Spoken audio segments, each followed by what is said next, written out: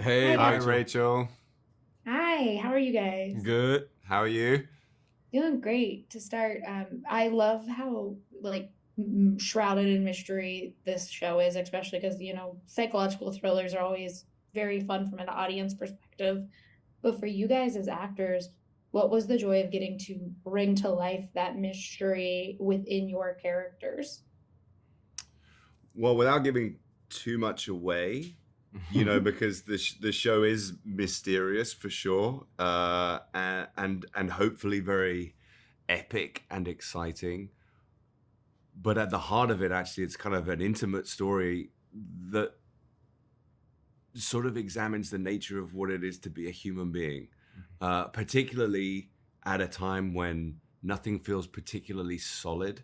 And for sure in the show, nothing is solid. Just when people think they might have a handle on what's going on, you definitely don't. And so that is pretty exciting to be involved in. But honestly, it's so unique, it almost defies description, the show. hmm And I would say for any artist, you really hope to be involved in a project that you could describe as unique. Yeah, and William, how was it for you getting to kind of be a part of a show that is so like psychological thrillers have kind of like faded away, hmm and it's very fun to see that come to life in a show like Constellation. Well, I always wanted to do like a sci-fi, but I like to do things that have heart, that talks about love, faith, regret, unforgiveness. How do you deal with those things? How do you deal with grief? Because the human being goes through those things. And I think Peter Harness did an amazing job of using space as the backdrop in order to talk about real issues that we deal with.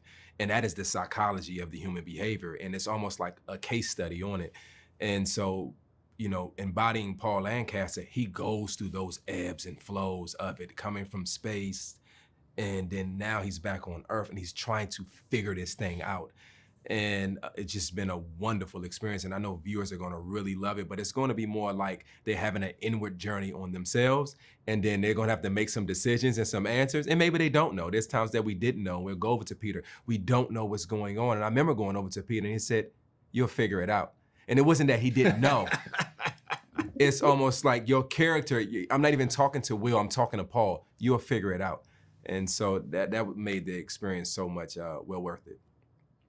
Yeah, and like James, you get to be part of. I kept saying that this also has like a family drama element to it because it is a woman coming back trying to like understand what's going on with her daughter and reconnect. Having that aspect of this story really grounds it as well. Was that helpful for you as an actor to have the more grounded, normal, serious storyline in the midst of all of this going on? I mean, I think you kind of answered the question for me a little bit.